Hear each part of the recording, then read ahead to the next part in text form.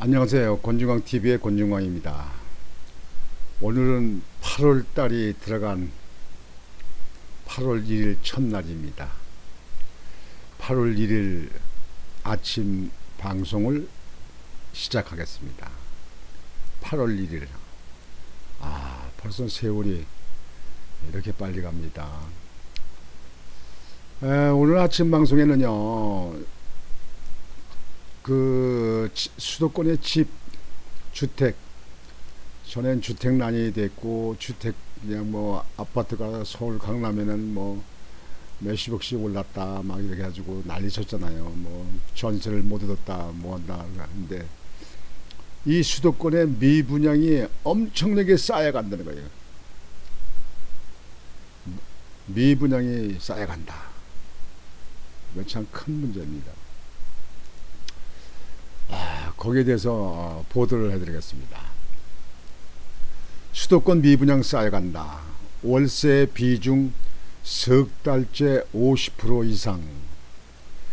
임대차 시장은 분쟁 속출 현상. 이게 또 이제 큰 문제가 일어날 거예요.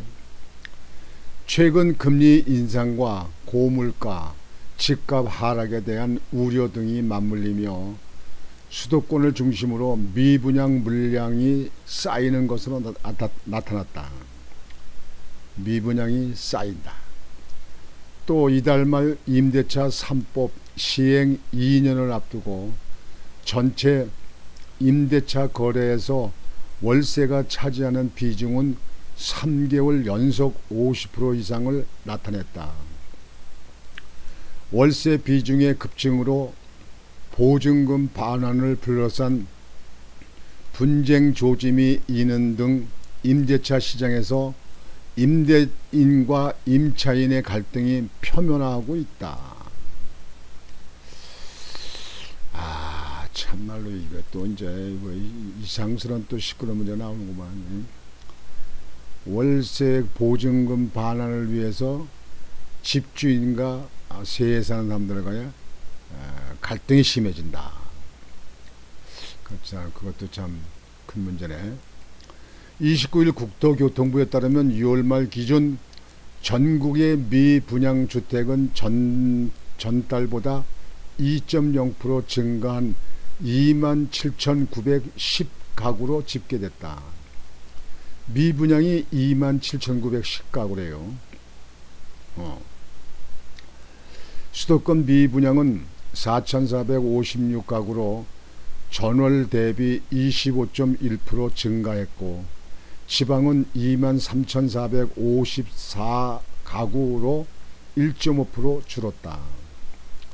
수도권에서는 서울이 719가구, 경기가 3,319가구로 전월보다 각각 4.5%, 35.5% 미분양이 증가했다.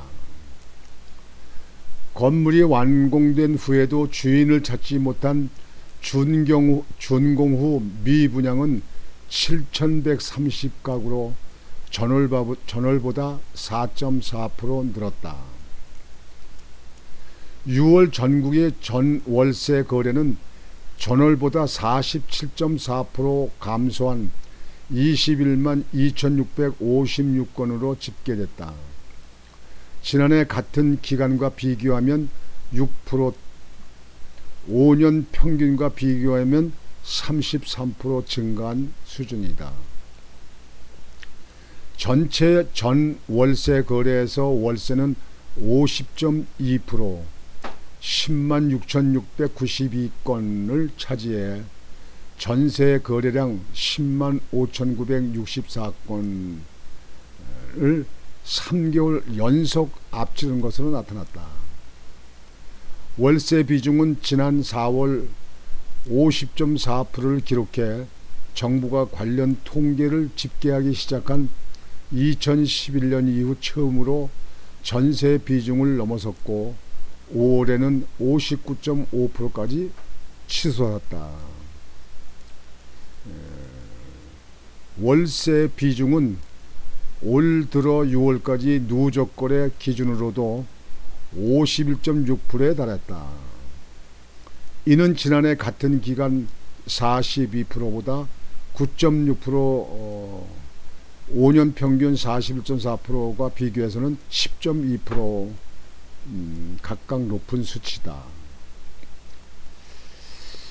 뭐 허기야 뭐 전세가 지금 보도에 오면 전세가 그 집값을 집값과 거의 맞먹는, 그래서 뭐 깡통 집값이다 뭐 이렇게 얘기도 하는데요. 그러니까 전세를 많이 가는데 전세 물량은 없었다 난립니다. 집값이 그렇게 폭등하고 오더니 집값이 내려간다. 또 지금 반면에 미분양하는 아파트가 이렇게 많이 늘어난다. 미분양이 늘어난다. 참 이게 참 이 집값 때문에 참 문제네요. 이 주택이라고 그러는 게 말이죠. 미국 같은 데는 다 월세더라고요, 월세. 뭐 거의 대다수가 월세입니다. 뭐 월세로 한 달에 뭐 150불, 뭐 200불 이렇게 딱딱 이렇게 내고 살더라고요. 제가 미국에 가 보니까. 근데 우리나라는 한동안은 이 주택이 투자 개념이 됐잖아요. 투자 개념이. 그래서 뭐 두 채, 세 채 가지고 있는 사람도 있고, 뭐 듣기로는 뭐 5채, 10채씩 갖고 있는 사람도 있다는데요. 이게 투자 개념으로 하다 보니까 집값이 많이 폭등하는 거죠. 우리나라 세대별로 하게 되면 집이 모자라지 않는다는 거예요. 근데 집을 이제 여러 채 소유하고 있는 사람이 있어서, 그래서 이제 집이 없는 사람이 많은데, 이 사람들이 이제 전세 월세로 가는 사람들 아니에요. 그래서 이제 집값이 이렇게 이제 폭락이 심할 때에는 집을 이제 안 사는 거예요. 이제 젊은 사람들이 안 사는 거예요. 안 사는 이유는 전세를 많이 주더라도 그 전세를 빼고 또 딴 데로 가려고. 그러니까 새 집만 들어가서 살고 이렇게 한다는 거예요. 집값이 올라갔다 내렸다 하니까 신경 쓴다 이거지. 그리고 집이 또 관리 보수도 해야 되고 또 세금도 납부해야 되고, 그러니까 그걸 안 한다 이거지. 그래서 전세가 그래서 우리나라는 많이 지금 현재 올랐다.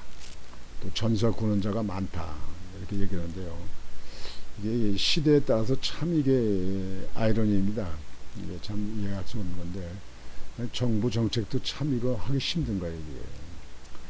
언제 집이 모자란다고 집값이 폭등했다고 해가지고 그냥 각 지방 자치단체가 집 짓냐고 난리셨잖아요. 근데 미분양이 돌아온다. 미분양이 하는 것이 많다. 수도권에 한 미분양이 4,456세다. 56가구라. 참말로 이게 뭐 내가 볼 때는 수도권에 4,400이면 그렇게 많은 숫자는 아닌데, 미분양이 나오기 시작하면 집값은 더 떨어지겠죠. 왜냐면 미분양이 된다 그러면 집을 구할 수 있는 사람들은 어느 정도 구했다 이거죠. 그러면 미분양은 어떨 것이냐. 참 이게 이 건축 문제, 이 주택 문제가 참 한국은 그냥 가끔씩 가다 이렇게 큰 폭락이 있어도 문제가 됩니다. 제가 볼 때는 집값이 이거 안정되려면 상당한 시간이 흘러야 될 겁니다. 몇 년이 흘러야 될 겁니다. 그렇게 되면 이제 기준이 잡히죠. 이제 기준이.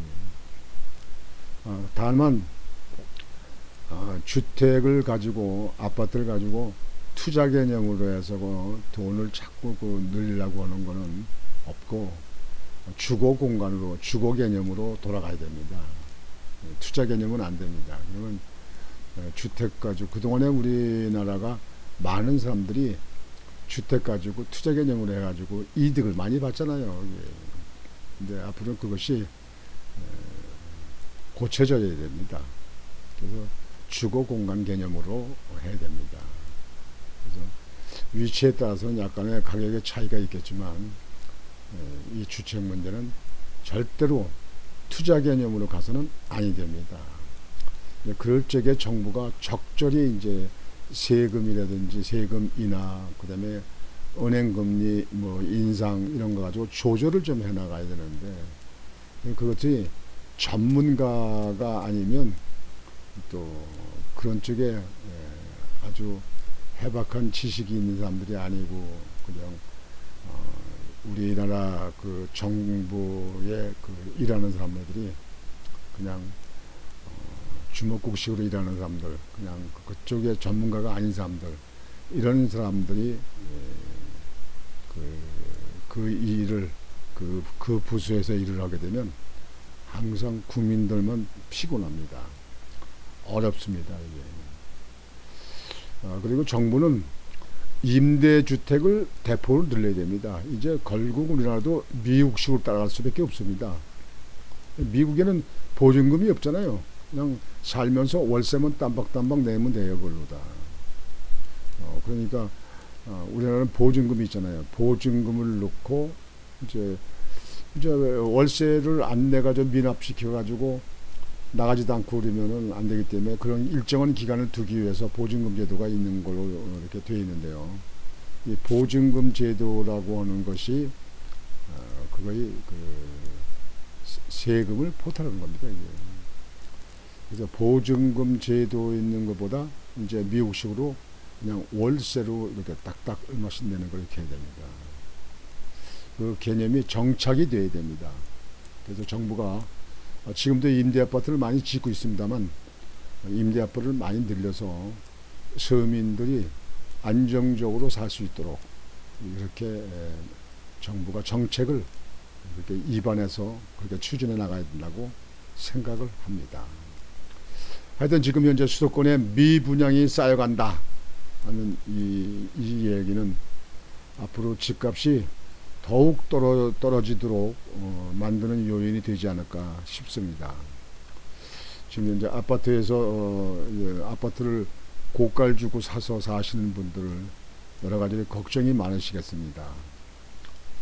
그러나 이것은 누가 뭐 이렇게 예측해서 하는 거 아니기 때문에 여러분들이 거기서 큰 손해 보지 않고 그래서 잘 해소될 수 있도록 그렇게 되시기를 바랍니다. 그래서 오늘 아침 방송은 여러분에게 주택이 수도권의 미분양이 쌓여가기 시작한다 제목으로 여러분에게 말씀을 해드렸습니다. 오늘 8월 1일의 월요일 아침인데요. 8월 달에도 여러분들 건강하시고 하시는 일 잘 되시고 그리고 행복한 8월 달이 되시길 바랍니다. 이번 주도 활기찬 한 주가 되시길 바랍니다. 권중광 TV의 권중광입니다. 여러분 안녕히 계십시오.